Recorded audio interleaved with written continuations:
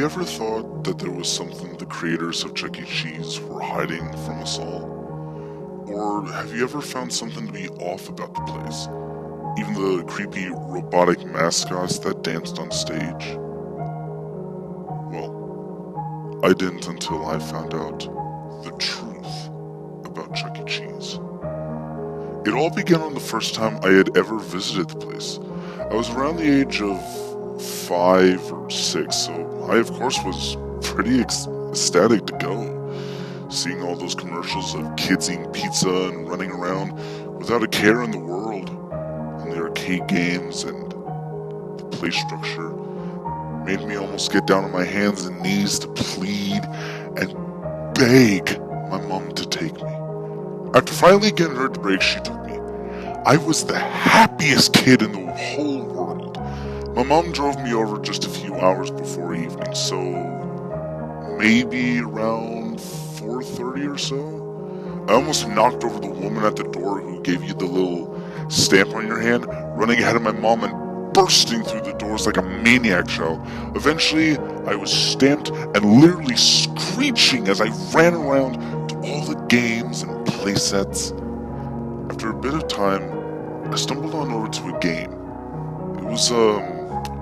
It was kind of like whack-a-mole, but with sharks. Right by that staff-only room. One shark-whacking minute later, I'd won the game. Before I could squeal in success and collect my tickets, my ears caught the sound of something very strange going on near the staff-only room. I could hear someone say, "Test number 15 on mutated rat results in angered behavior such as throwing desk and scientist at the wall." I then began to wonder what in the world they could be talking about. Maybe they were making a new game? Being so young, I had no idea at all what was actually going on in there. Being curious and feeling a bit interested, I pressed myself against the door and listened in as carefully as a 6-year-old could. I could hear them snapping at each other.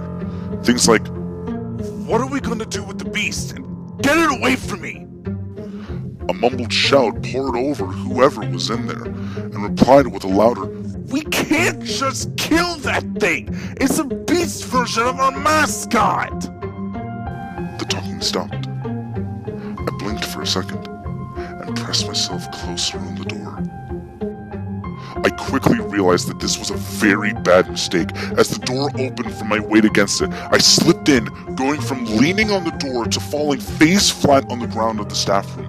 Immediately, footsteps trampled over to me, hands grabbing at my arms. I was out like a light in a few seconds. And I still don't know what the hell they did to do that. I woke up slowly, my eyes feeling heavy and my body feeling weak.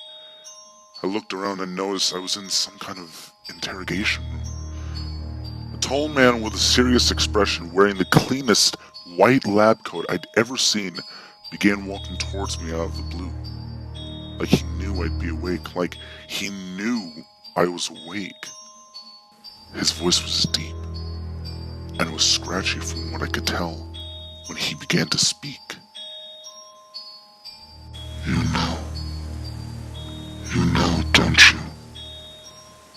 You know this happened. I was a 6-year-old, half knocked out at a Chuck E. Cheese, so I didn't know what they expected from me. I babbled for a second, let my tongue function correctly. What? I replied dumbly, blinking hazily. He grabbed my arm, making the static feeling intensify somehow. He pulled me a bit, making me whine, though I quickly shut my toddler trap when a loud banging on the door echoed throughout the room. Naturally, me being so young and clueless, I screamed, thrashing around. The man let go of me, snapping at me to shut my mouth. Forgetting about almost everything, I thrashed around some more, slipping out my chair. I kicked my legs, going into the corner of the room. I screamed again, banging my foot against something, making a loud metal clang against my foot. I twisted around and whined down in an air vent.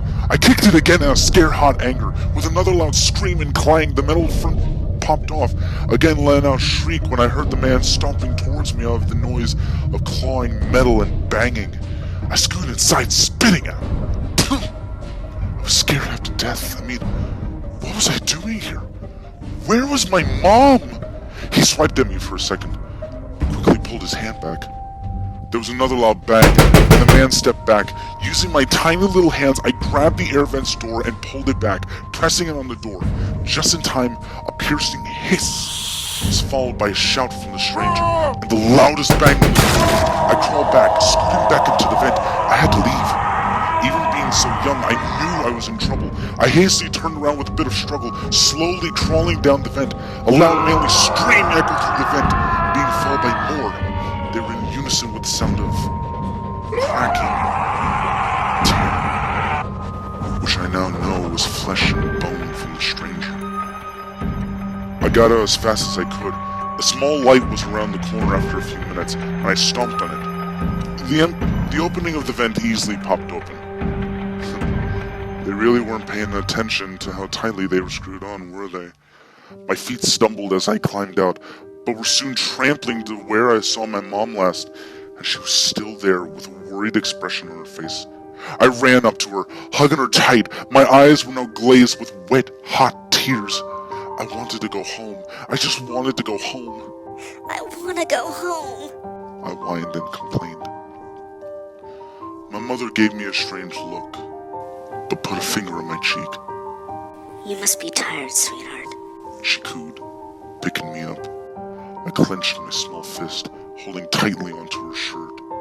We walked out of the building, me being oh so lovingly carried to the car. A distant whir of sirens in the distance became a bit louder, and police cars pulled into the large parking lot and skidded to a halt in front of the once amazing and fun Chuck E. Cheese.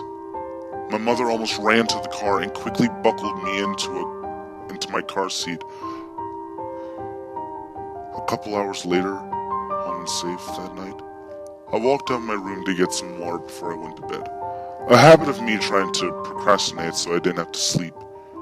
And my mother was watching the news. The reporter was talking about some kind of mutated rat coming out of Chuck E. Cheese and disappearing down the alleyways. So what happened to the real Chuck E. Cheese? God only knows. But I will never, and I repeat, never go into any damn Chuck E. Cheese for as long as I live. And I now know to never spy on the staff.